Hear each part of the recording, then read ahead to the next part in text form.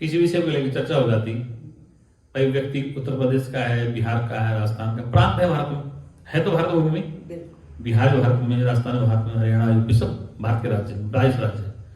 अब चर्चा कोई सत्संग चालू हो जाए, यूपी ऐसा है, बिहार ऐसा है, राजस्थान ऐसा है, तो वो जीव क्या मानता है, अपने घेरा बना लेता कि मुझे क्यों कह दिया, मैं राजस्थान का हूं, मैं बिहार का हूं, मुझे क्यों कह दिया।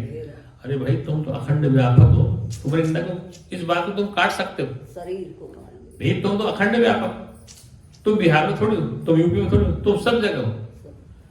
जरे जरे में झांकी भगवान की, किसी सूझ वाली आंख ने पहचान, जरे जरे में झांकी भगवान की, किसी सूझ वाली आंख ने, जब एक केंद्र में फंस जाते हैं, केंद्र में। एक बार भगवान बुद्ध के पास एक निंदा करने वाला आ गया व्यक्ति, निंदा करने वाला व्यक्ति आ गया, जो राज्यपाल गाली देता था करके, वो गाली दे रहा है बुद्ध को, गाली दे रहा है, वो थक गया गाली देते। तो बुद्ध ने कहा यार एक बात बता, अगर तेरा काम पूरा अगर मैं आगे चलूं तो बोले यार तेरे असर नहीं पड़ रहा, मैं इतना तुझे गाली दे रहा हूँ, बोले तुझको असर नहीं पड़ रहा, बोले तू दे रहा है ना, बोले तो मैं ले नहीं रहा, मैं ले नहीं रहा, मैं ले ही अजय राज्यपाल यहाँ 4-5 दिन तक रोजाना गाली गेट पर यहाँ पे देता रहता था, दिल्ली में पहुंच गया। अब क्या करें, अब क्या करें, अब उसकी बुद्धि ऐसी, इसलिए निंदा तो होगी, निंदा तो होगी। राम को नहीं छोड़ा संसार ने, बुद्ध को नहीं छोड़ा, महावीर, हाँ, इसलिए निंदा भी होना जरूरी है। निंदक नेड़े आ गया आग कोटि, नजदीक रहता है, नेड़े का मतलब कि कमरे में निंदक नहीं रह सकता, आस में रहेगा, आस पड़ोस में रहेगा, तो वो आपके क्या है दोषों को दूर करता रहेगा, निंदा करने अपने बाहर चढ़ाता रहेगा। तो सच्चिदानंद भगवान की 2 मिनट कीर्तन बोलिए। सत्यम ज्ञान अनंतम ब्रह्म, सत्यम ज्ञान अनंतम ब्रह्म, सत्यम ज्ञान अनंतम ब्रह्म, सत्यम ज्ञान अनंतम ब्रह्म, सत्यम ज्ञान अनंतम ब्रह्म, सत्यम ज्ञान अनंतम ब्रह्म, सत्यम ज्ञान अनंतम ब्रह्म, सत्यम ज्ञान अनंतम ब्रह्म, विज्ञानम आनंदम ब्रह्म, विज्ञानम आनंदम ब्रह्म, विज्ञानम आनंदम ब्रह्म, विज्ञानम आनंदम ब्रह्म, विज्ञानम आनंदम ब्रह्म, विज्ञानम आनंदम ब्रह्म, विज्ञानम आनंदम ब्रह्म, विज्ञानम आनंदम ब्रह्म, प्रज्ञानम आनंदम ब्रह्म, प्रज्ञानम आनंदम ब्रह्म, प्रज्ञानम आनंदम ब्रह्म, प्रज्ञानम आनंदम ब्रह्म, प्रज्ञानम आनंदम ब्रह्म, प्रज्ञानम आनंदम ब्रह्म, प्रज्ञानम आनंदम ब्रह्म, प्रज्ञानम आनंदम ब्रह्म, आनंदम परमानंदम, आनंदम परमानंदम, आनंदम परमानंदम, आनंदम परमानंदम, आनंदम परमानंदम, आनंदम परमानंदम, आनंदम परमानंदम, आनंदम बोल परमानंदम। चिदानंद भगवान की जय, सत्य सनातन धर्म की जय। एक विशेष बात, जो आपको जानता है वही निंदा करेगा, वही तारीफ करेगा। जो आपको जानता ही नहीं है, जो आपको जानता ही न वो तारीफ करेगा न निंदा करेगा। जो आपको जानता है, जो आपका नजदीकी है, घर में बहू, नाती, पोते, सास, सेठ, जोरन, जिठाई, ये सब जानते हैं, तो वो जानने वाले निंदा करते हैं। अनजान तो जानता नहीं आपके बारे में कौन है, और जानकारी तारीफ करेगा और जानकारी बुराई न। तो मूल्यांकन कर देख लो, घर में बहू को देख लो, नाती पोतों को देख लो, सास ससुर को देख लो।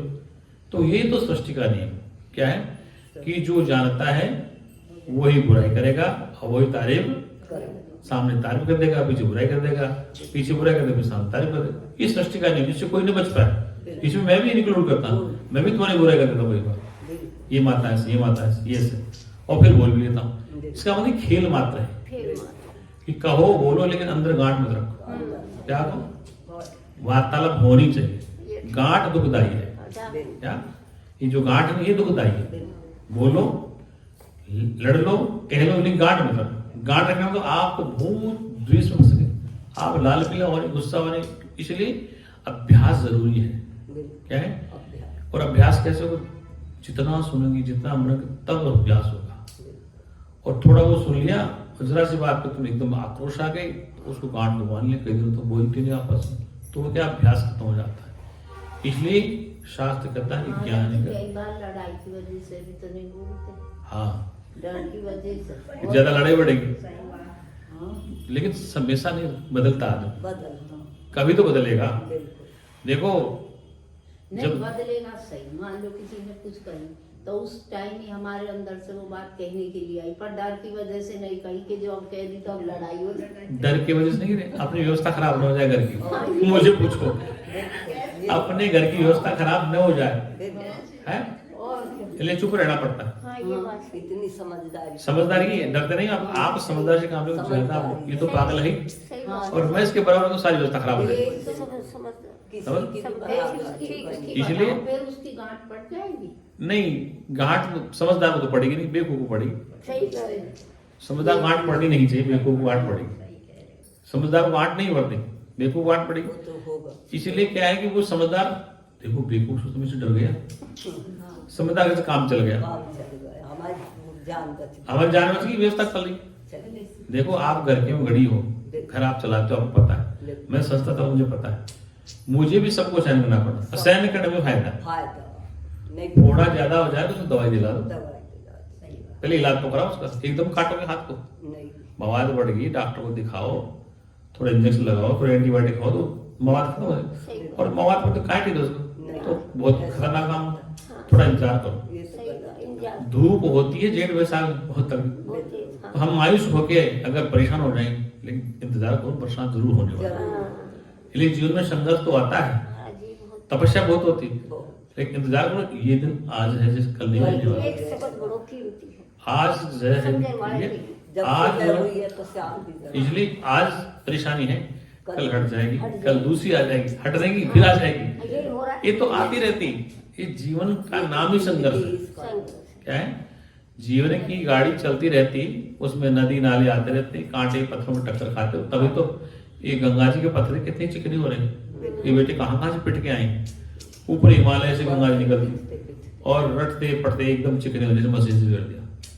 इसलिए जो जितना समझदार व्यक्ति होता है पुराना, वो एक गंगा जी के पद गोल होता हो, सारा जीवन संघर्ष का निकला।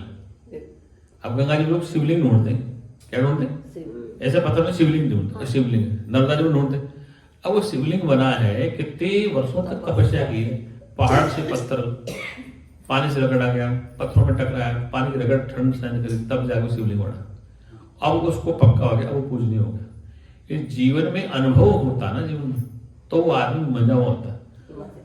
और अनुभव व्यक्ति हर काम से पारंगत होता है। और कई जिसको अनुभव ही नहीं है, मतलब कि जैसे उदाहरण ले कि कोई व्यक्ति घर से पहले निकला ही नहीं, कभी बाजार में गया ही नहीं, कभी विद्यालय में गया ही नहीं, कभी जंगल में रहा नहीं, कभी कमरा लेकर रहा नहीं, कभी काम धंधा बाहर किया नहीं, तो उसको अनुभव कैसे होगा? अनुभव तो संसार पाठशाला है आपकी, ये जगत पाठशाला, ये सब कुछ सिखा देती है आप। मतलब ये जगत है पाठशाला है, तो सबसे पहली पाठशाला आपकी घर है। सबसे बड़ी पाठशाला घर है, फिर स्कूल है, फिर विद्यालय है, वो गुरु तो लास्ट में है।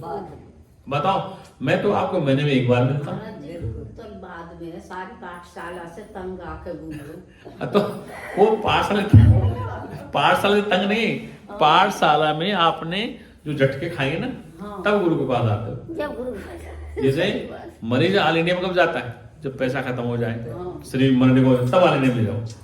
अब वो डॉक्टर कहते यार ये मिट्टी लेके मेरे पास, तुम्हारा पैसा बनी, इस शरीर में कहाँ हो गया? तो अगर महाराज जी ऐसा नहीं हो तो कहाँ से पहुंच जाए? हाँ, इसलिए वो भी तो तभी घटती वो है, होना भी अगर जरूरी नहीं है। हो तो वो तो वो होना बहुत भी अच्छा है। हाँ, अच्छा वो बुरे के लिए नहीं है। हाँ, अच्छे के लिए, अच्छे के लेकिन हम लिए। बुरा मान लेते हैं। हम मान लेते हैं, हमारी गलती है, हमसे बुरा हम ये हाँ। है, तू तो हमारा बहुत गुरु है, बहुत हाँ। अच्छा है। देखो। अगर तू ऐसे नहीं करता संसार तो हम निकल नहीं पाते हाँ।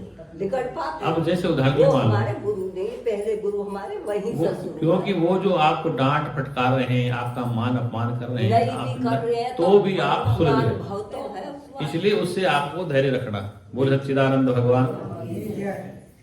परसों की बात मैं यहाँ की तरफ आया था, 4 को आया था या 3 को आया था? 3 तारीख 2 तारीख की बात 2 थी, को आए थे। यहाँ पे 3 को आया था रात को। 2 तारीख को मैं कहीं से भोजन करके आ रहा था, सुना मेरा? 2 तारीख को मैं कहीं से भोजन करके आ रहा था। संजय घर से बाहर निकला, गली में मंदिर की तरफ, अपना तो मंदिर है, बड़े मंदिर। तो एक बच्ची थी, बच्चा था, एक उसकी मम्मी थी, तो वो उधर से मैं इधर जा रहा था। तो बच्चा क्या बोलता, ये चोर आ गया, चोर आ गया, ये मुझे बैग में डाल ले जाएगा। मुझे हंसी, वो मालूम चुपचाप, देखो चोर आ गया, ये मुझे बैग में डाल ले जाएगा, मम्मी चल जल्दी कर। अब बताओ बच्चा है कि उसने सुना है कि किसी ने डाला होगा या माँ बाप ने डरा रखा होगा, वो सामने कहते देखो चोर आ गया, मम्मी देख चोर है, ये मुझे डाले जाएगा, ये चोर है। अब क्या करें, क्या उसे लड़े? अगर माँ समझदार हो तो समझाते। एक बार मैं कहीं सत्संग आता तो उसकी मम्मी ने चुप हो जा, महाराज जी झोली में डाले जाए, इधर आ जा बेटा। ऐसा मत बोला करो बच्चों की महाराज झोली में डालने वाले हम नहीं, झोली में डाल लेंगे बाबा जी, क्योंकि कथा ही चला और कुछ हुआ भी समाज में। अरे रावण सीता को उठा के भाग गया था संत बन करके, तो परंपराएं क्या करें, हर कोई रावण थोड़ी होता है। इसलिए बच्चों को सिखा देते हैं हम घर। अब जैसे जिनके घरों में जाता हूँ, अब तुम्हारे बच्चे तो गोद में आके बैठ जाते हैं, पवन का बच्चा हो चमसा गोद में जाते हैं। और जिन बच्चों ने कभी सुनाई नहीं मेरा सत्संग, तो उनको माँ बाप ने डरा रखा है, फिर बाबा जोड़े बना देगा। बच्चों को भी जैसा सिखाते हैं, हाँ, जैसा देखते क्यों हैं, बच्चे तो घर में सीखते हैं घर में या फिर वो माँ बाप सिखाते हैं, बिल्कुल। तो इसलिए अधिकतर तो संस्कार घर से ही मिलते हैं। घर से मिलते हैं पहले। नहीं ये बताओ, वो बच्चा गलती बच्चे की नहीं, नहीं, वो माँ 6 साल का बच्चा है, वो कह रहा मम्मी मम्मी देखो चोर आ गया कि मुझे बैग में डाल जाएगा, मेरे सामने कहा। अब उसे क्या कहूँ, मुझे हंसी भी आ रही भाई, इसमें बालिक गलती क्या है? अच्छा माँ कुछ ना कह रही, माँ भी चुपचाप उसको पता ही न तो वो मुस्कुराई न गुस्सा करे, वो भी चुपचाप निकल। इसका मतलब कि उसको बच्चे को इन बातों से भरा गया है, तभी तो डर रहा है। नहीं बच्चे तो हमारे गोद में खेलते हैं, जिनके घरों में जाते हैं बच्चा बता तो 2 महाराज जी गोद में ले लो, हम तो उसी में लेके भागना। अगर हम बच्चा लेना हो 5-6 महीने का बच्चा हो जाए तो महाराज जी गोद में ले लो, तभी लेके भागना। तो ये क्या है कि ये ग्रंथि बन गई लोगों का, इसका कारण रहा है। इसलिए अब बच्चे की कोई गलती नहीं, उस मम्मी की भी तो गलती है, वो तुरंत डांटती है उसको। तो मम्मी को भी सत्संग का रुझान होगा ना, क्या पता उसको संस्कार ऐसे। उसे भी पता नहीं। और मैं चलती हूँ कैसे बोल दूँ नहीं सिखाया भाई, रास्ते में चल रही हूँ कैसे बोल दूँ, तो वैसा बोलो। बिल्कुल। कोई सत्संग में आते जाते तो समझा दे, लेकिन वो पहली बार रास्ते में जा रही है, उससे बोलना भी ठीक नहीं। नहीं, ऐसे महिला से बोलना दूर रखना। इसलिए समझदार को इशारा काफी होता है कि वो अपना विवेक से जीवन जी ले। बिल्कुल।